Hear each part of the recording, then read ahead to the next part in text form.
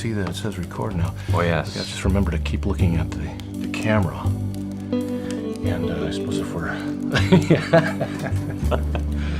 microphone, hopefully can sort of favor you. I think here we can set that down or something, or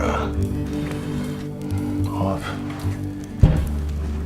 Smells kind of good.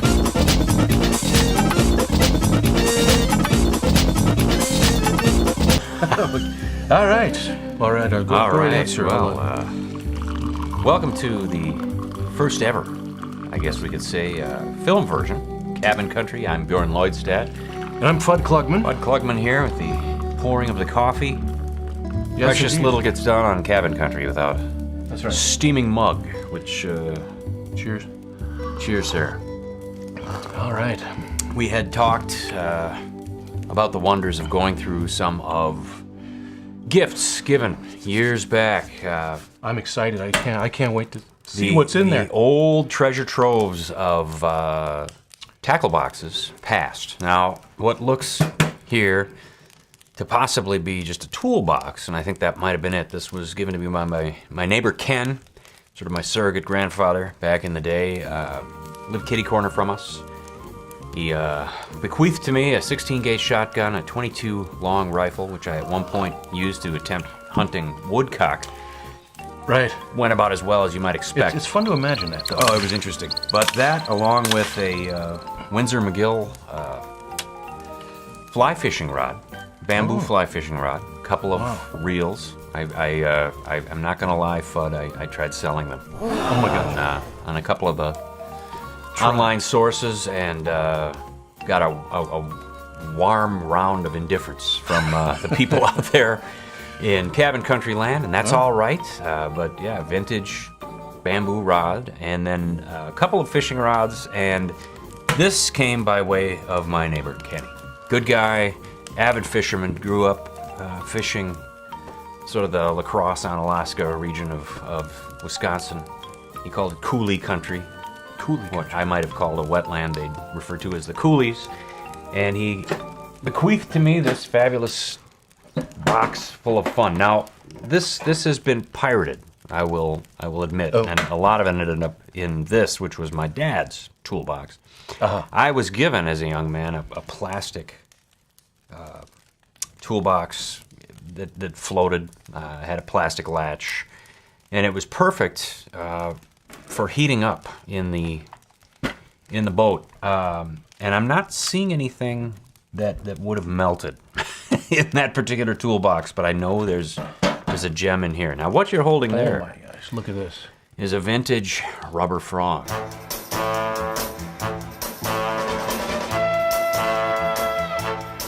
Look at that. Yes, the treble hook.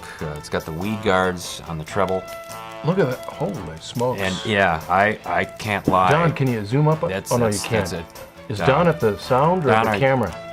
Well, he's Don's only in the got men's room, actually. Yeah. he's only got two hands. We hear any explosions. Yeah, I did the traditional put up the fishing net and hang some lures in it, and then realized There's a bit of netting right I might actually want to use it. Oh yeah. Pardon my chocolate milk voice there for a second. I ended up ripping the net, pulling the rubber frog loose. yes. So I'll have to do something with a scissor and clear that off. But it's well traveled. I'm impressed with the. I don't know if this Pretty can good be, shape, can be yeah, seen it's- here. The frog, the detail is pretty darn good for a rubber frog. Not bad at What I'm all. confused about here is, I don't know if you can see it, but we've got the two eyes, and then there's a central, the all-knowing eye. Yes. On an the attempt at kind of a I'm not sure. That's, leopard frog, I think, but the only spot they put on the thing, which is a little confusing. But that's pretty darn cool. Not bad. And as I recall, I have used it a number of times. It doesn't fill up with water. No, I was going to This, say, it this feels seems there's to be there's no little escape hatch, No. No, for squeezing out the it's- excess. It's doing just fine on its own. It floats. Oh, wow. It's a floater, and yeah, the weed repelling I kind don't of think guards I've- over the treble. I have to admit, I don't think I've seen a treble hook with Weed guards, unusual. Maybe And I haven't seen enough, but it's- boy, yeah, I'm 52 years old. It outdates me by a few decades, Oh so my that's in God. very good shape. I'm not. sounds- Apparently, used a very high grade of rubber to make this frog, as it's not All right, disintegrating. let's open up the bids. We're going to start at $50. $50 right here, rubber frog. This, believe it or not, was a bobber. This is the old school cork bobber. You put it through, and I've never used it. Frankly, I think it's a little frightening. This is not unlike one of those lures I once caught the seat of my father's pants with.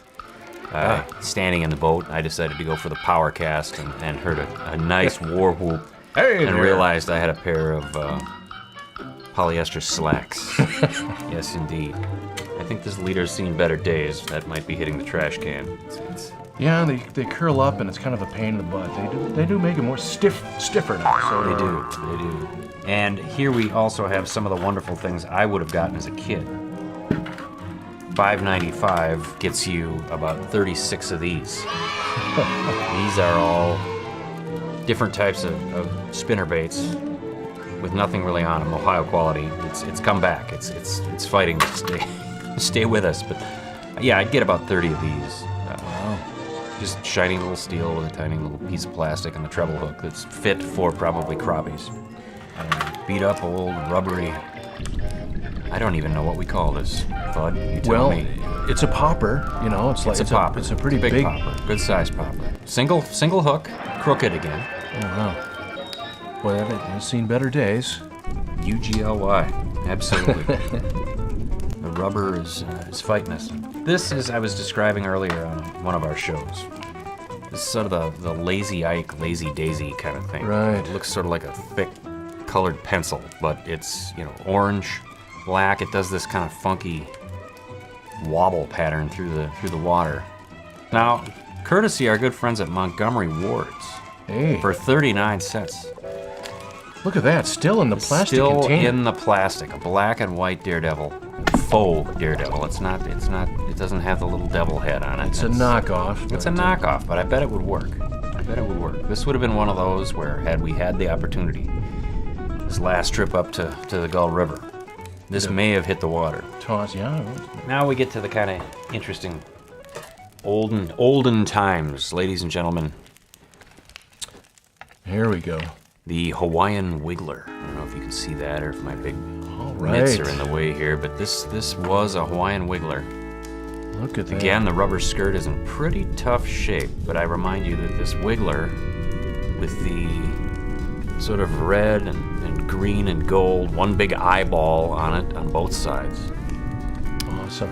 Another weed kind of, we're going to try to not get caught up on the weeds. There's a spinner on the front, so we'd get the bubble path, and this guy going straight through it, and a pretty nasty, good-sized single hook there.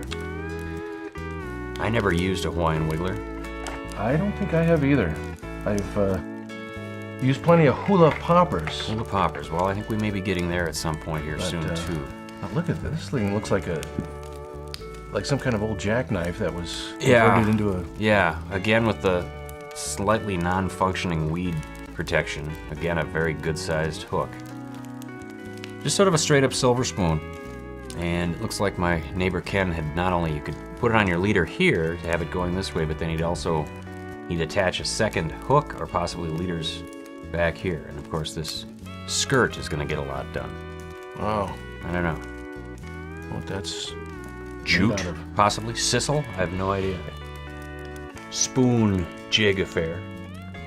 Look at that action. Isn't that... Wow. Look what a track... Wowzers. Huh? Are you kidding? The mighty Lazy Daisy. Lazy See Daisy. the- Ah, now I understand. He had it tied up. That's just... This is what we're looking for. Wow. So, I mean, I can see a hook replacement is definitely necessary. But an interesting pattern here. A couple big eyes, lots and lots and lots of glittery business. And it would do a very strange pattern as it went through the water. the eyes on this thing look, I swear, it looks like ancient Looney Tunes eyeball. This is all like This is vintage material. vintage. Yet another wiggler. It's showing up, Interesting isn't spinner here on the top. Again, you're going to get that huge pattern of bubbly water. and they seem to be keen on just a single hook. There's one big hook down there and an old piece of pork rind still attached right there. Wow. I'm half tempted to take a chaw. I don't know. That's Butte right there. Johnson's spoon. If I can find Johnson, I'll give it back to him. This could in fact be said Johnson's spoon. Oh. No, this is a Fraybill's Weedmon. Right. Again with the kind of fun-loving. Insist on genuine Johnsons. Well, yes. For spinning. There you go. And this hook was apparently used by Captain Ahab. How about that? So this box was, like I said, it was pirated to fill up the other box, which actually got out and was used on a much more frequent basis. So maybe we could, if we want to take a quick break, I could get rid of the old clunker here. We'll bring out the quick sponsor break or warm up our coffees here. You should warm up your coffee too, and we'll clean this up and head into box 2. Some interesting information here on the jitterbug. It's kind of fun. Oh, a noisy killer. Look at Oh, that. wow. Not bad. All right. Not bad. We'll be right back. Too much monkey business. Too much monkey business. Too much monkey business. Too much monkey business. Too much monkey business. This is kind of a walk down memory lane because honestly, a lot of this stuff I haven't looked at. This was my dad's tackle box. Oh, wow. I've kind of left it alone. It was actually in my garage for several years. And I thought, you know what? It's high time we take it out. This was one of my father's favorites. Now, kind of a spoon with the glittering red eyes and a treble. And he'd always run a shiner through one of those treble hooks. Oh, yeah. And then see what he could come up with. And he liked using these for some reason. He loved northern pike. I don't know what it was about northern pike. He loved, I think, the fight.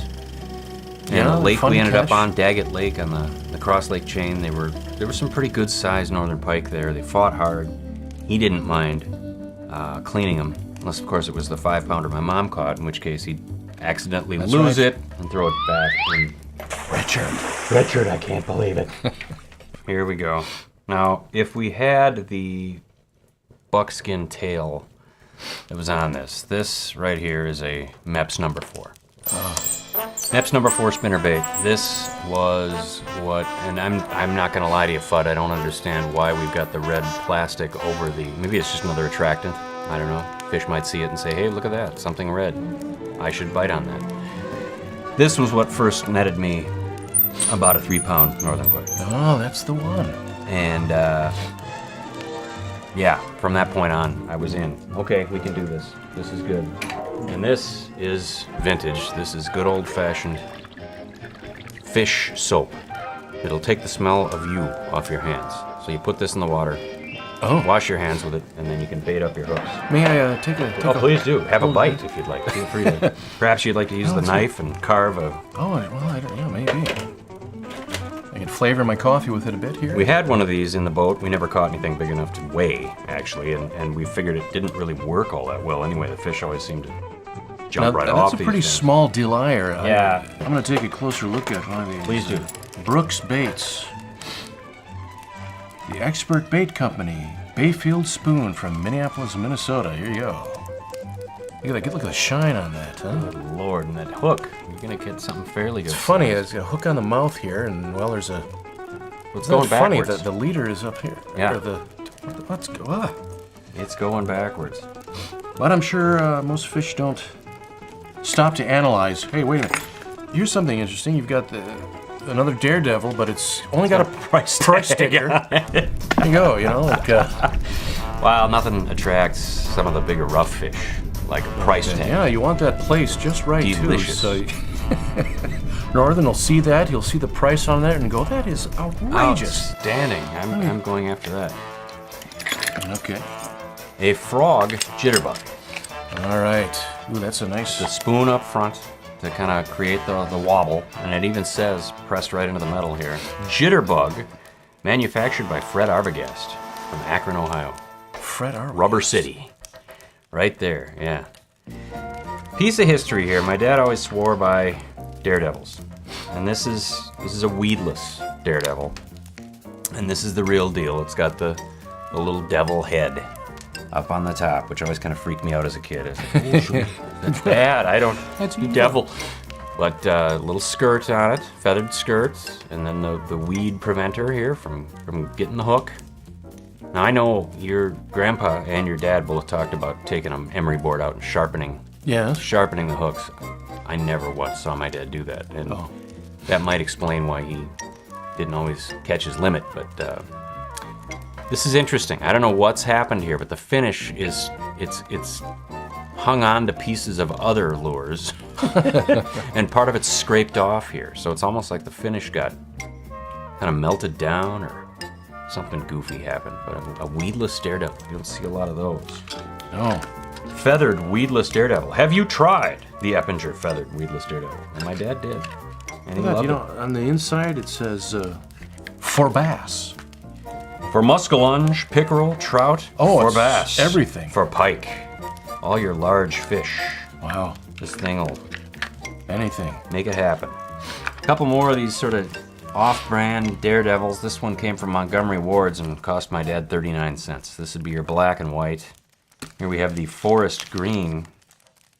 My dad would love this. I was gonna say maybe we should just donate this to your dad. It's forest green, ready to go.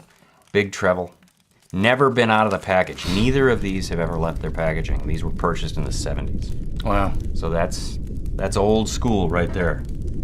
Old school, my friend. There you are. More melted rubber down here, Fudd. From those hot Look at this. Can you believe all the Wow. In there. Look at. I mean. gung-ho on the daredevils. Never opened. Although there is a breach here, so there's a little. You can. A person can never have too much. So you can have a look at this thing. Look at that. Wow. Oh my goodness! I'm about A to. Widowmaker. Right there. Wow. Okay. We're gonna do a little zoom up here, so we can get a look on the hooks. All right. So. Look, I've never seen anything like this. It's how do you? So it's got a hook back there like that. Wow, you're not gonna really miss the fish. That's it's Acme weedless minnow. So, I get it. I've just figured it out. You see, you have solved this. It's weedless now, and then when the fish bites into it. Wow, isn't that brilliant? It's like straight out of a horror film. Goodness gracious. That's awesome. Ishka bibble. Well, it's a Rapala, and they've written part of this in Finnish. Oh my gosh. Alkoisaraunen. Rapala Rusten. The original Finnish minnow. Wow. There it is. Very proud of their heritage, and they make some fine lures. That's a floating Rapala right there. All right. With the paperwork, which is in Finnish. Yeah. Some wild and wacky stuff. And it even says, I don't know if you can see this or not, on the bottom, on what would be the bottom of the minnow, Finland. Wow. There you go. Check it out. This was bought for me. This was one my dad bought for me as kind of a, you'll get into fishing or I'll die trying. This was a Rebel. The amazing minnow. The Rebel. The blue, the silver, the big gold eye. Pair of nasty treble hooks there. I threw this thing out about 6,000 times, and guess how many fish I caught on the Rebel? I'm afraid to ask. Not a one. There you go. You hit the nail right on the head, Fudd. Wow. Hit the nail right on the head. Leftovers? Well, the old traditional bobbers. Can't really go after the panfish or anything. Could you use some more? I would always take a hit. All right. Thank you so much. Pardon us, folks. Without a doubt. It is cabin country after all. And That's right. The brew that flew with the great Northwest. I'm sure this will surprise you. Another daredevil. Now, this would be the imitation frog made in the USA. Now, if I were a fish, I don't think I'd be confused. That's not a frog. That's a big piece of metal. But, well, you wonder, it's like... you don't know any better, not right? necessarily for lifelike appearance, just sort of a flashy thing. Flashy colors. Now, here's another kind of leader spinner bait. the original strip-on spinner for all game fish. This was reduced down to 33 cents from a place called Warner's. Please pay the cashier up front. Don't just stick this down your slacks and then try to run out of the building. The hooks are still in the back. You're gonna make some interesting noise, I think, if you try. This is for all game fish. Again, there's a spinner and a couple of beautiful little beads on there. Nothing of interest on the back. Reduced.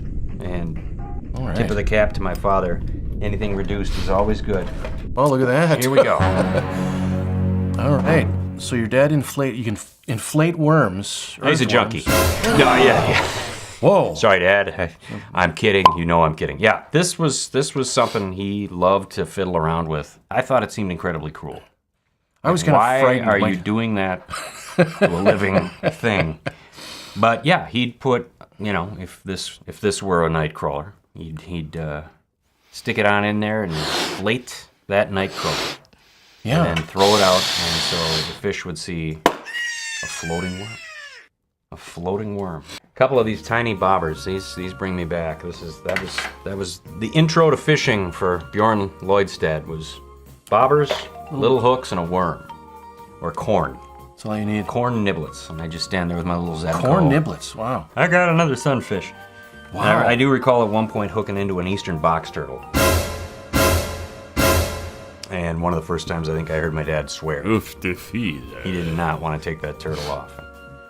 Box turtles don't bite. I mean, they're pretty mild. Wasn't a snapper. Not used to being in that close quarters though, trying to get a. Well, yeah. As it's trying to pull its head back and. I think he ended up cutting my leader and just throwing the thing back in the lake. That poor turtle. Poor turtle. He's gonna have a rough time of it. But there you have it, Fudd. Impressive collection. Made in the USA. Leroy, New York. How about that? Awfully nice. Not bad. A little dent in here. I don't know if he got upset. I like the blue color here. Oh yeah. Yeah, that's old school. Which I think is the original color, this light blue, of the Sea Maid, the 1960 Sea Maid, which you can kind of see on the. There's a picture right there of the Sea Maid. There it is. I was calling it the Sea Queen, but And we realized. I got a closer look at the little registration or license thing my dad's got. Sea Maid, 1960. Yes, indeed. And there you go. Thanks for joining us on this TV version, if you will. Color Of Cabin television Country. version of Cabin Country. Fire's going, the coffee's still hot. We might even get to sleep tonight, you never know. But fun to see the old tackle, and thanks for joining us. We'll see you later.